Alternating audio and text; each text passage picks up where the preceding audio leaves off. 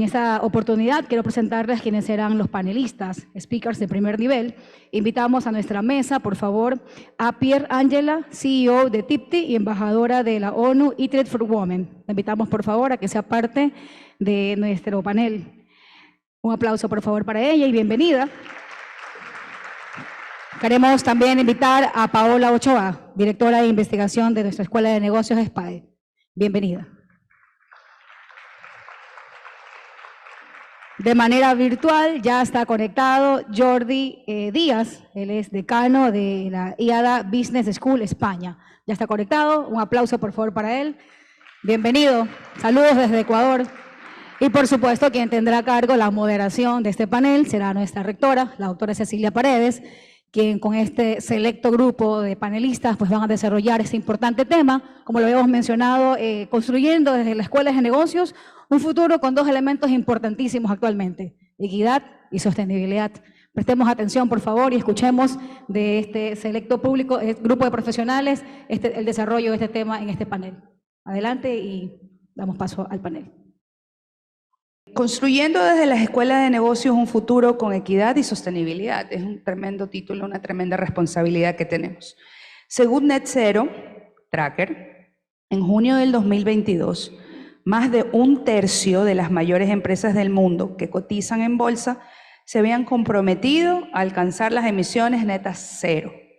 Pero el 65% de ellas aún no tienen una hoja de ruta clara sobre cómo conseguirlo. Las empresas que entran en el ámbito de la creación de un bien social y medioambiental deben de ser conscientes de las complejidades que conlleva este cambio. Las escuelas de negocio ocupan un papel fundamental en el movimiento hacia una economía más equitativa y sostenible. Formamos a los estudiantes que se incorporan al mercado mundial de talento y por lo tanto tienen el potencial de ser agentes de cambio. Además, a medida que los alumnos graduados de las escuelas de negocio ascienden en las empresas y se convierten en los líderes que establecen la agenda de transformación empresarial hacia una gestión responsable mediante acciones estratégicas que afectan directamente a sus operaciones. Esto nos obliga a las escuelas de negocio a revisar nuestras propuestas de valor y estrategias para liderar un cambio positivo y contribuir a un futuro equitativo y sostenible. Entonces comenzamos contigo, Pierre Angela. Primero me voy a permitir leer un pequeño bio, realmente muy chiquito porque ella tiene tremendo currículum, pero para que la conozcan un poquito más. Pierre Angela Sierra es una exitosa empresaria ecuatoriana con experiencia nacional e internacional en planificación estratégica y marketing, desarrollo de planes de negocio y modelos de negocio, además de posicionamiento de marca, así como la conceptualización e implementación de iniciativas comerciales disruptivas.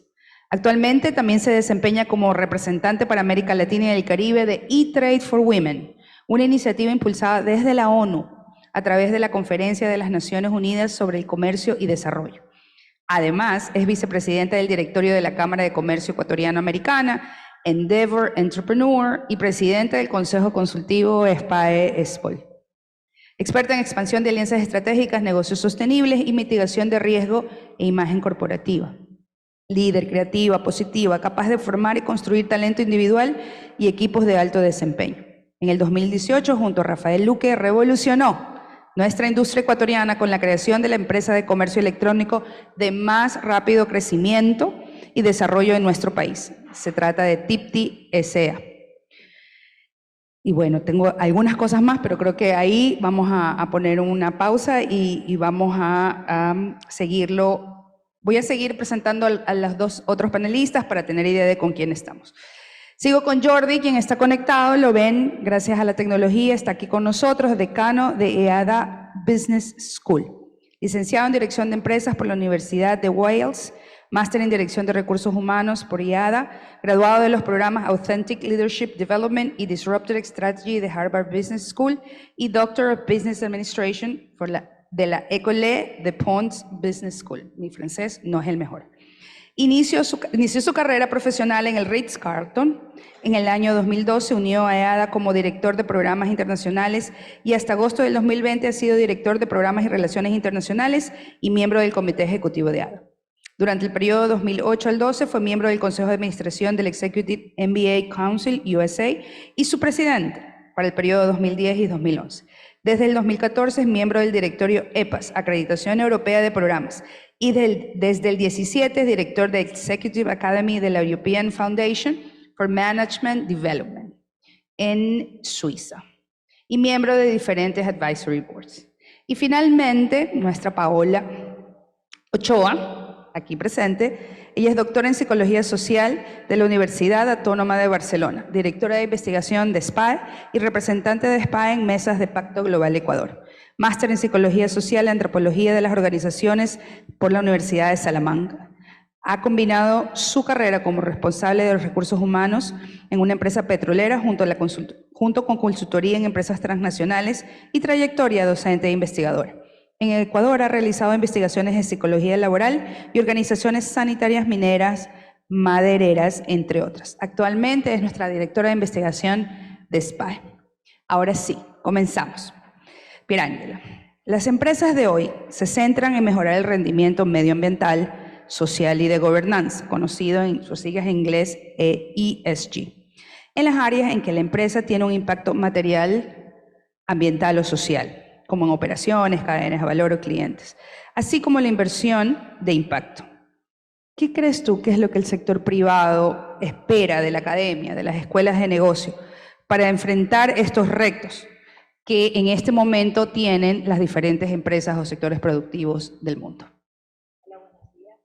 Sin duda alguna, yo creo que la academia cumple una labor importantísima porque está en sus manos día a día el poder desarrollar un pensamiento diferente, un pensamiento que realmente pueda tomar acción en el día a día, ya cuando salgan los estudiantes al campo de batalla, puedan realmente tener conceptos tangibles, reales, accionables, que puedan hacer el cambio, que puedan liderar dentro de las empresas, que puedan liderarse a sí mismos y que puedan crear después, cuando estén ya como ejecutivos de alto nivel, empresas realmente transformacionales. Entonces, en ese sentido, creo que es crítico desde mi punto de vista. Sin duda alguna, mi empresa, la que represento, y muchas empresas que están alrededor del ecosistema, no solamente estamos movilizando rápidamente todo lo que es transformación digital, sino que dentro de esa transformación digital queremos movilizar transformación alrededor de todo lo que es el movimiento de ODS y movimientos que realmente perduren en el tiempo, que no sean de corto plazo, sino que sean de largo plazo y sean sostenibles para poder crear una economía mucho más inclusiva. Sin embargo, en el momento que uno quiere comenzar a certificarse o entender cómo realmente esto se mastica, esto se come en el día a día, no se encuentran procesos que nos puedan ayudar a entender si estamos por el buen camino. Es decir, muchas veces queremos ir por un tema, cualquier tema, el tema de mujeres, tema, digamos, de contaminación, medioambiental, el que fuese, y no existe una norma clara y no existe gente preparada para que nos pueda ayudar a guiar esa norma y que nos pueda llevar a un bien común y a un benchmark general, ya sea para Latinoamérica, ya sea que esté normado por Estados Unidos, que esté normado por Europa, que realmente nos lleven una dirección de que los esfuerzos que estamos haciendo desde el sector privado realmente sean esfuerzos que vayan contribuyendo a tener un bienestar común. Entonces, sin duda alguna, para mí la academia es crítica porque puede ayudar a normar ese tipo de situaciones y a tener profesionales mucho más empapados en esta situación, que nos ayude a movilizarnos mucho más rápido, a tangibilizar esto ya en vida real. Bueno, muchas gracias. Yo creo que hay mucha gente tomando nota de justamente las necesidades desde la empresa que las universidades, las escuelas de negocio necesitamos dar como solución. Después del COP26 en Glasgow, en noviembre del 2021, que reunió a más de 200 gobiernos, incluidos los mayores contaminantes, China, Estados Unidos, Unión Europea. Estos se comprometieron a alinearse con el Acuerdo de París para alcanzar el cero neto en emisiones de gases de efecto invernadero para el 2025. El compromiso se mantiene vivo, pero sabemos que ninguno de estos países, ni los nuestros, en LATAM o en Iberoamérica pueden lograr un impacto suficiente actuando de forma aislada. ¿Crees tú que las escuelas de negocio pueden ser el catalizador de la colaboración entre empresas, gobierno y sociedad en general para alcanzar dichos objetivos? Es un placer conectar desde Barcelona, aquí en España, y evidentemente la ventaja de esta experiencia híbrida que en cierto modo responde parcialmente a la respuesta, ¿no? Si empezamos a tener este tipo de comportamientos, también ayudaremos al impacto, ¿no? de nuestra huella de carbono. No obstante, la presencialidad es algo que si Alan la pudiera tener, pues evidentemente sería también un placer. Yo creo que la pregunta es compleja y la solución es todavía más, diría yo. Evidentemente, el dar respuesta a este objetivo 2050, tal y como vamos, el camino que llevamos hasta la fecha nos hace indicar que no lo vamos a lograr. También es cierto que yo creo que cuando uno piensa en ahora nosotros en Europa acabamos el verano ahora, a veces la gente necesita sentir el dolor. Dicen, ¿dónde está? Yo soy profesor de innovación. ¿Dónde está el pain point? Y a veces el dolor tienes que sufrirlo de verdad para ponerte a actuar. Y yo creo que ahora, acabando el verano, viendo cómo las temperaturas del agua por Europa estaban 3 grados más, como hoy estamos en Barcelona a 26 grados, cuando normalmente un día como hoy estaríamos no más de 18 o 20 grados. O sea, estamos sintiendo, los ciudadanos, que el cambio o tomamos acción o esto no va a acabar bien. Entonces, ante esta situación, ahora vemos cada vez más en los foros empresariales cómo empieza a ser algo que está en los dos lados de la ecuación, en el lado más de la empresa, pero también en el lado del usuario y del cliente. Por tanto, vemos el problema, las empresas empiezan a detectar que tienen que actuar por compromiso o incluso por anticiparse a una regulación que les puede dejar fuera de juego, y los clientes cada vez empiezan a valorar más y a fijarse más aquello que están adquiriendo. Entonces, estamos en este entorno, ¿y dónde entran las escuelas de negocios aquí, ¿no? En esta ecuación? Pues al final las escuelas de negocios pueden ser ese pegamento, ese aspecto que puede ligar la complejidad que tenemos ante nosotros, tanto empresas, jóvenes, empleados, talentos, directivos. Por tanto, yo creo que, pero de nuevo, de nada va a servir si eso que ahora decíamos, ¿no?, en el enunciado de la pregunta, que es que ¿podremos resolverlo de manera independiente los países? La respuesta es que no. Los continentes, la respuesta es que no. ¿Las escuelas de negocios por separado? La respuesta es también que no. Y por tanto, eventos como el de hoy, de Cladea, ante tal complejidad, la respuesta tiene que ser sistémica. Y tendremos que empezar no solo a competir, sino también a colaborar y a ser no tan exclusivos, sino un poco inclusivos, y tratar de encontrar soluciones para caminar hacia ese cambio que no tenemos más solución que afrontarlo. Por tanto, tenemos la solución. Yo creo que sería demasiado ambicioso decir que sí, pero sin duda alguna tenemos que ser una parte muy, muy, muy activa, y quizá por nuestra neutralidad nos podemos poner en el centro para poder facilitar los diferentes actores que tienen que actuar. Y ahí va un poco esta primera reflexión. Gracias. Muchas gracias, Jordi. Interesante tu pregunta, y ojalá en las conclusiones de este congreso podamos ver no solamente una declaratoria de hacia dónde deberíamos ir, sino tal vez acciones que nos permita ya comenzar a construir un mundo más sostenible y más equitativo. Vamos contigo, Paola. Uno de los retos recientes es generar nuevas propuestas de valor que demuestren el compromiso de las escuelas de negocio en resolver no solamente los problemas que acogen a las empresas, sino también a la sociedad. Suena definitivamente todo un desafío. ¿Cómo las escuelas de negocio lo enfrentan? ¿Qué ha cambiado? ¿Crees tú que ha cambiado algo para hacerle frente a este cambio, estas necesidades que requiere en este momento la sociedad? ¿Cuánto crees tú que se ha avanzado? ¿Y qué indicadores tienen las escuelas para medir su compromiso, sobre todo con la equidad y con la inclusión? Las escuelas de negocio han avanzado porque desde hace algunos años estamos, por lo menos en nuestra experiencia, y sabemos que compartimos esto con algunas otras escuelas como nosotros, primero en la formación de lo que sería nuestro profesorado y nuestros investigadores, incorporar lo que llamamos ese mindset de la sostenibilidad. Y eso no es de la noche a la mañana. Sabemos que lo primero es formarnos e incorporar y sensibilizar a estos docentes, investigadores que lo van a incorporar como parte de su trabajo diario. Y esa es la manera de también transmitirlo a los profesionales que van a nuestras escuelas. Entonces, lo primero ha sido una formación interna para contribuir a esa mentalidad distinta y donde la sostenibilidad es una prioridad, donde la equidad, la ética no es algo que solamente está dentro de lo que pudiera ser la parte teórica, ¿no? Entonces, por ahí es un inicio que creo que hace algunos años ya lo hicimos, luego la evidencia en las mallas curriculares de la importancia.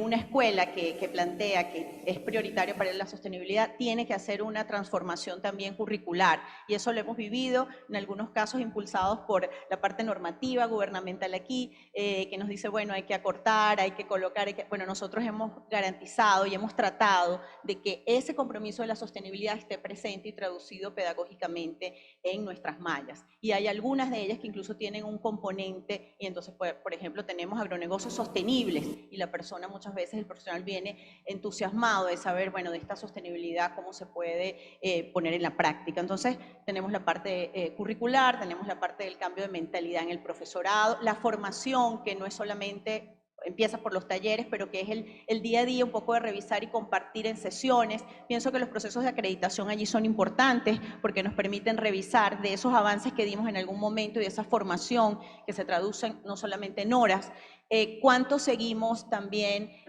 nosotros también creciendo, porque a veces llegamos a un límite y decimos, bueno, ya hicimos formación, ya tradujimos en las mallas, ¿qué más hay, no? Y ahí es donde viene pues la parte del impacto, que creo que es un compromiso, es una expectativa que tenemos todas las escuelas de saber cómo llegamos más allá.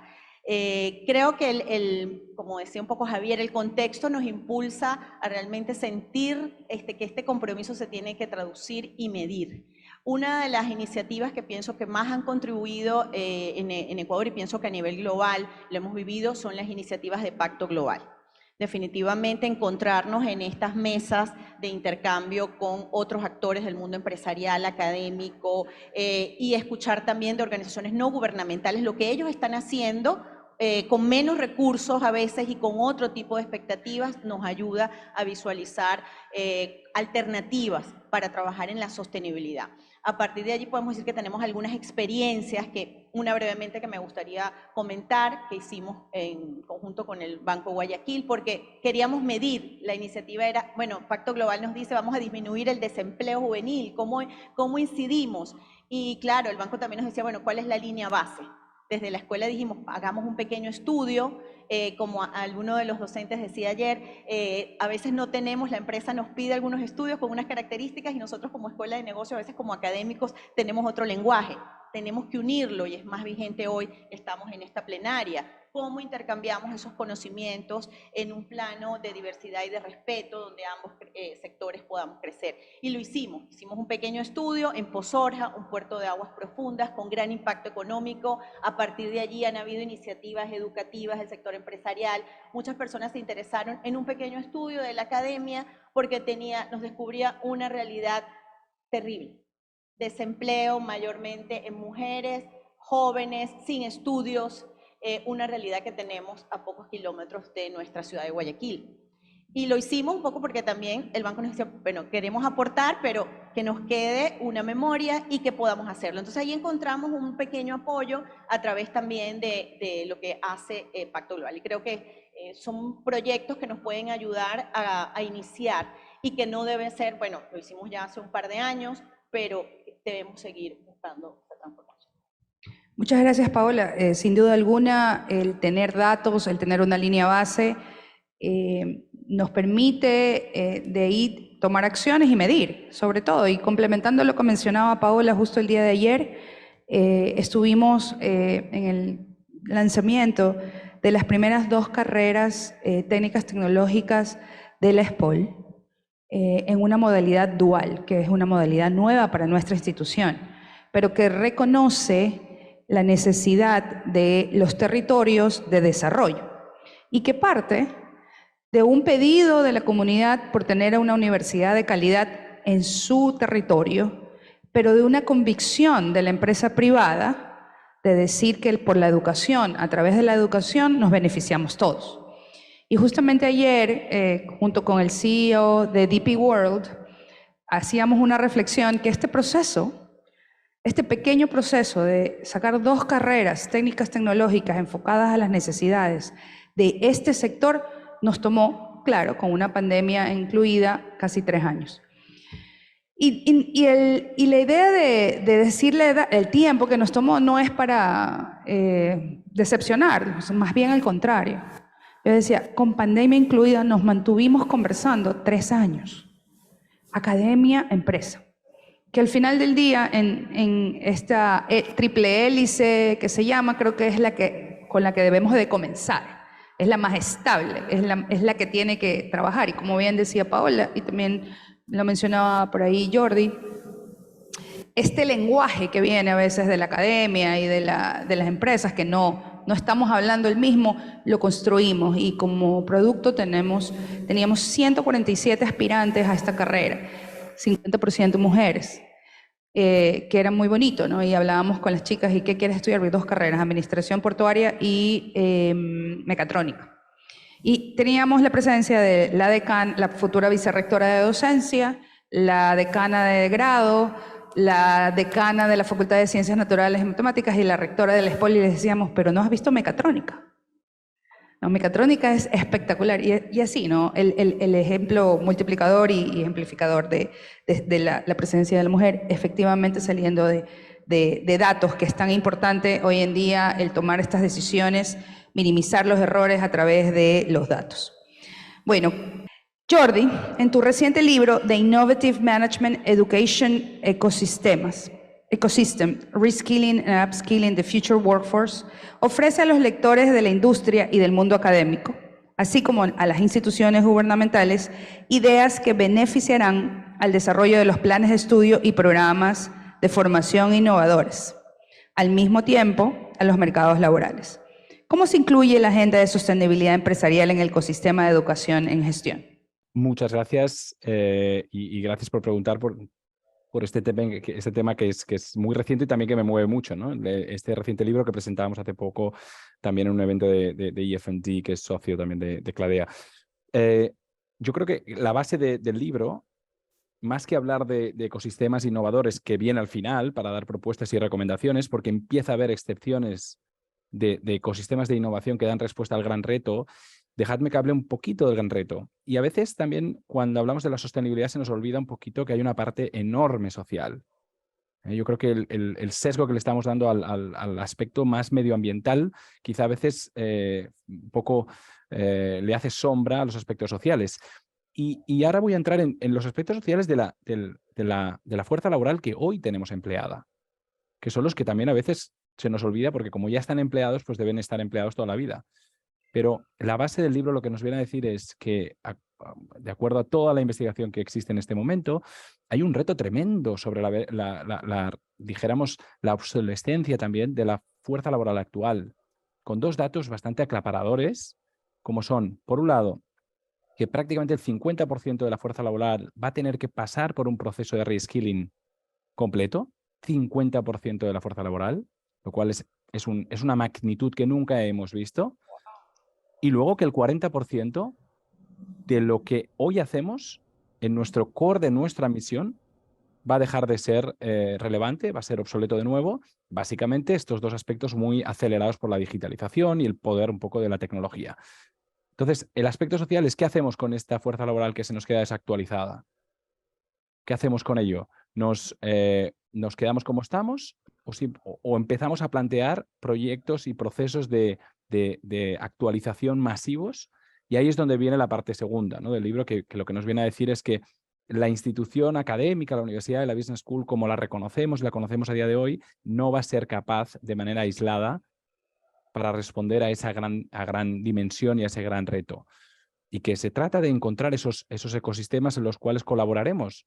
Gobiernos, colaborarán empresas, colaborarán plataformas, colaborarán diferentes consultoras que ya están también evidentemente entrando en ello. Entonces, ahí es lo que nos viene a poner en relevancia, ¿no?, el aspecto social. Y en el aspecto más de la sostenibilidad, desde el lado medio ambiente, este nuevo escenario al que nos adentramos y estamos hablando, que todo este ejercicio muy apoyado por el World Economic Forum, era 2025. O sea, los datos que yo les estaba dando es 2025. Estamos ya cerrando el 22. O sea, que estamos más cerca de ese cambio que se avecina que no de la situación de origen. Entonces, en el aspecto social, en el aspecto medioambiental, disculpen, esta nueva fiebre y este nuevo cambio que tenemos que acelerar en cuanto al impacto en el medio ambiente, lo tienen que realizar profesionales que hoy no están capacitados para ello. Es decir, ¿cuántas empresas cotizadas no tienen un informe de sostenibilidad? Pues la totalidad de hoy en día, empresas cotizadas, empresas relevantes, tienen su informe de sostenibilidad.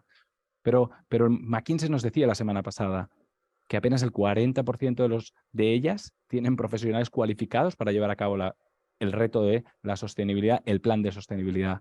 Por tanto, cerrando un poco la respuesta, hay dos retos: actualizar esa fuerza laboral porque desaparecen puestos de trabajo de manera que no hemos conocido, y por otro lado, capacitar a un nivel también no conocido previamente de profesionales para hacer frente al reto del planeta. Porque al final del día esto va de planeta, de personas y lógicamente también de sostener esos negocios a través de un beneficio que nos permita seguir operando. Gracias. Gracias, Jordi. Sin duda nos pone a pensar a absolutamente todos los representantes de las más de 200 escuelas que están aquí en CLADEA 2022. Paola, con estos retos que nos menciona Jordi, sin duda hay un vínculo entre la gestión del talento humano y la sostenibilidad. ¿Estamos preparadas las escuelas de negocio para la próxima generación de líderes y gestores empresariales, para la escala y la complejidad justamente que mencionan estos retos de sostenibilidad? ¿Cómo crees que los podemos enfrentar? En talento humano hablamos mucho del potencial. Yo creo que el potencial lo tenemos, que es importante, pero ese potencial hay que desarrollarlo, hay que reconocerlo y hay que hacer que crezca en la medida de los retos que tenemos. Por lo tanto, indudablemente que sí hay la capacidad en toda América Latina para ello, porque yo creo que la misma situación social nos empuja a ello. No podemos ser ciegos ante todo lo que nos rodea y ante lo que está pasando y más a nivel global, cuando tenemos cambios disruptivos globales ante los cuales pues tenemos que responder.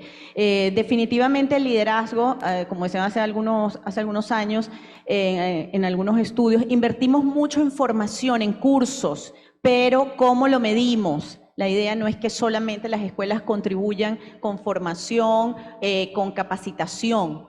Se aprende en la práctica, el learning by doing, ese modelaje de los líderes políticos que están en los puestos directivos, que son los que transmiten esos nuevos modelos de negocio. Sabemos que estamos en una sociedad latinoamericana con una gran crisis de liderazgo, es global, pero aquí en Latinoamérica pues tenemos unas muestras representativas. Así que esa situación nos obliga a ir más allá muchas veces de lo que hacemos las escuelas, e ir hacia proyectos en donde el emprendimiento social, en donde otros tipos de contenidos se asocien con los retos que tenemos en la práctica, que se vean, que se visualicen en los puestos directivos, en donde se toman las decisiones, en donde realmente muchas veces se deciden elementos importantes de la práctica. Entonces, allí es donde tenemos que hacer ese esfuerzo de ir más allá de lo académico y donde nuestras investigaciones tienen que ir un poquito más allá y hacer ese esfuerzo de articulación y de sinergia con otros sectores. Gracias, Paola. Pierangela, regreso a ti. Las políticas de talento humano también se están reinventando, especialmente luego de la pandemia y del experimento global del teletrabajo. Al nivel externo, nuestras escuelas enfrentan una crisis de autoridad y los liderazgos a nivel global, así como la necesidad de surgimiento de nuevos modelos de gestión diversos, flexibles e inclusivos. ¿Qué competencias crees tú que deben de reentrenarse? ¿Cuáles son las nuevas que deben adquirirse? Este upskilling, reskilling que mencionaba Jordi, es más del 50% de las personas de las empresas. ¿Qué crees tú desde tu enfoque de la empresa privada? Bueno, sin duda alguna, la pandemia nos movió un poquito el piso y la transformación digital, que muchas veces la poníamos en tela de duda, quedó claro que la tenemos muy presente en absolutamente cada una de las actividades que hacemos a nivel individual y a nivel profesional.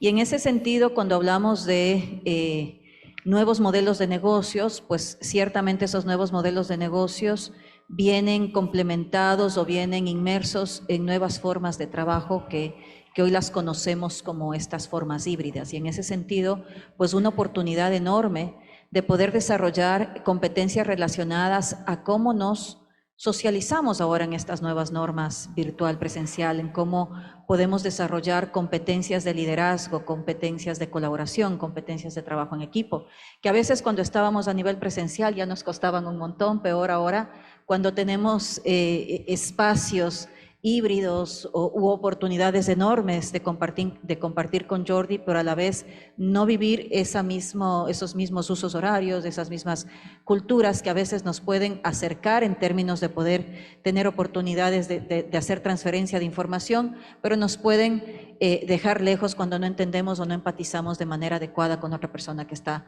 al otro lado. Entonces, sin duda alguna, creo que el tema de resiliencia es una competencia que nos dejó bastante marcados absolutamente a todos después de la pandemia y creo que va a seguir continuando porque la cantidad de cambios que estamos viviendo día a día, pues van a ser una norma, yo creo que de aquí a los próximos 5 años. Estamos viviendo un momento de inflexión crítico en donde también podemos hacer agentes de cambio. Jordi dijo algo que es importantísimo y que no lo quiero dejar pasar y que al menos yo lo estoy viviendo ya en el día a día. La cantidad de personas que necesitamos hoy en el ámbito digital, en las carreras de STEAM, es enorme. Ya en Ecuador hay una escasez de talento, en el mundo hay una escasez de talento y yo también creo que estamos a 2 o a 3 años de tener una crisis enorme, de tener este tipo de personas calificadas, profesionales calificados y por tanto una oportunidad enorme de asegurar trabajo en los próximos 5, 10 años, de buscar incorporar, facilitar carreras técnicas, de facilitar el ingreso de género femenino, que es muy escaso y particularmente en estas carreras, porque sin duda alguna si tuviéramos una bolita mágica y quisiéramos entender por dónde va a estar la bonanza económica, va a estar por el lado de transformación digital. ¿Cuál es la carrera que me va a ser exitosa, que me va a generar, me va a garantizar ingresos? Es alrededor de transformación digital, pero es donde tenemos apenas un 27% de género masculino escogiendo estas carreras y un 10% de género femenino escogiendo estas carreras y una escasez enorme. Entonces yo creo que por ahí es donde nosotros tenemos que comenzar a buscar desde los colegios, desde las escuelas, comenzar a incorporar este tipo de tendencias para asegurar una mejor economía inclusiva en los próximos años. Muchísimas gracias, Pierangela. Sin duda, interesantes reflexiones que nos ponían a pensar qué es lo que tendríamos que hacer las escuelas de negocio desde la oferta para esto. Voy con una última pregunta para Jordi y para Paola, porque tiene que ver justamente con nuestras escuelas de negocio. Hablando de esta nueva necesidad o esta necesidad que se está viendo en los sectores productivos, pues no, casa adentro, que es a veces difícil revisarnos nosotros como profesores, que somos los formadores de estos agentes de cambio, de estas profesionales que van a enfrentar estos retos, estas necesidades de los sectores productivos y sociales. ¿Qué hacemos casa adentro, Jordi? ¿Cómo nos enfrentamos justamente con nuestros propios docentes que claman por nuevos espacios, nuevas visiones, nuevos procesos de aprendizaje y enseñanza para nosotros, para después ser los formadores de estos agentes de cambio? La misma pregunta para ti, Paola, después. Jordi, por favor. Súper, muchas gracias. Y muchas de las referencias de Pierangela me han encantado, la verdad. Yo creo que lo primero que tenemos que hacer es conversar. Es decir, hay que poner los datos. Al final, nuestra gente son gente altamente cualificada. Nuestros profesores son investigadores, les gusta el dato y les gusta la evidencia, ¿no? Es decir, vamos a mostrar datos que son aclaparadores. Al final, el propósito de este esfuerzo que he hecho con 2 colegas de escribir este libro y otros que están ahora empezando a aparecer, lo que vienen es a proponer datos y lo que dice la literatura también desde una perspectiva académica, porque así les ganamos y les hablamos en su idioma. Y después les tenemos que tratar de hacer entender un poco que el reto al que ellos se enfrentan es el mismo reto que se enfrentan los directivos de hoy en día. Es decir, nosotros, si ahora me extrapolo a lo que pasa con más los estudiantes, En EADA abrimos una maestría, un máster en Sustainable Business and Innovation, en sostenibilidad e innovación. En el año 2016, primera escuela de las top 25 que lo abre, hemos tenido una demanda tremenda. Cuando hemos abierto nuestro programa de alta dirección en el 2021, o sea, unos cuantos años después, no ha sido tan sencillo capturar a los consejeros de las empresas para que vengan a hacer un programa de sostenibilidad que era de 10 sesiones. Pero si los miembros de la dirección, el directorio, no pasa por este tipo de programas, es lógico que las cosas no cambien. Y lo mismo yo me lo llevaría al mundo de la academia. Nosotros enseñamos, pero quizá a veces no nos aplicamos el cuento.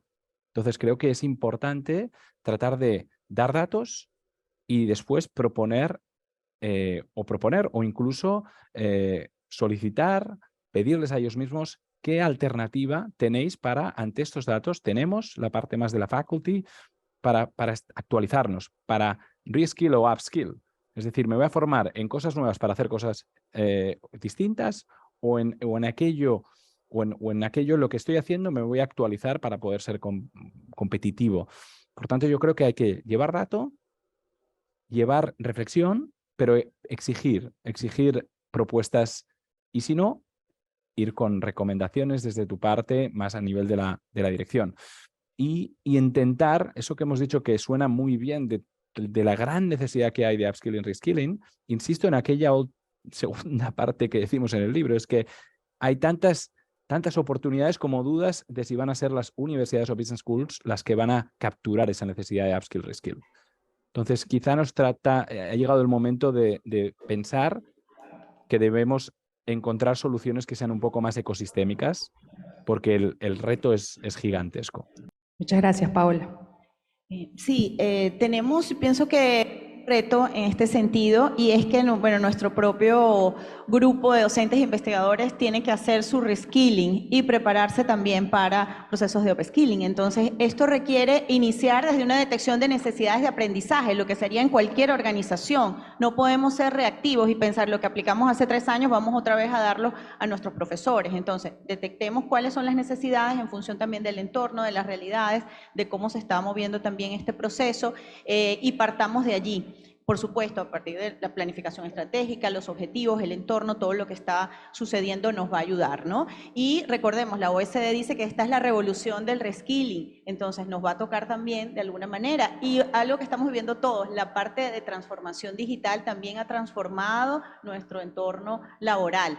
Esa parte digital tenemos cada vez que ejercitarla más y está tocando también lo que es las fibras de la profesión y hay que incorporarla en un día a día. Nosotros como experiencia, formamos en todo lo que es la parte, desde no solamente la parte curricular, el sílabus, o sea, hacemos todo lo que sería desde la parte macro a micro en todo lo que es la formación en sostenibilidad y es parte de los aprendizajes que a veces no tienen que ver con la investigación con lo macro, sino con ciertas herramientas, pero que bien manejadas nos pueden ayudar a tener también incorporados elementos de valores y de principios de sostenibilidad allí dentro. Pero creo que, recordemos, la revolución de reskilling, por lo tanto, nosotros también entramos dentro de esa ola. Sin duda todo un reto para los profesores de las escuelas de negocio, que efectivamente a veces es mucho más fácil pedirle a nuestros estudiantes que hagan los esfuerzos y cuando tenemos que evaluarnos nosotros mismos es un poquito más retador, pero ciertamente necesario y sobre todo, como mencionaban Jordi y Paola, esto no es un reto que podemos hacer solos.